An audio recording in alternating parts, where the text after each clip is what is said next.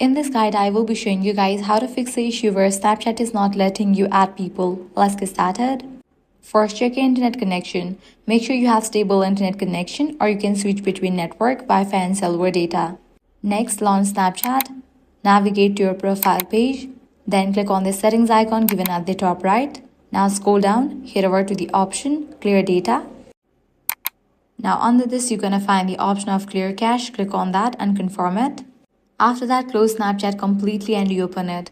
Now go back to settings again, scroll down, navigate to the option Contact Me, check in for the option Friends and Contacts so you can receive and send friend requests properly. If the solution didn't work out for you, head back, scroll all the way down, click on Log Out and confirm it, wait for a few minutes and log in back. This might fix your issue. Also keep in mind that Snapchat may temporarily limit adding people if you have sent too many friend requests in a short time. So in that case, you will need to wait a few hours before trying again. After following these steps, you should be able to add friends on Snapchat without any issues. If this guide was helpful, do not forget to like, share and subscribe. Thanks for watching.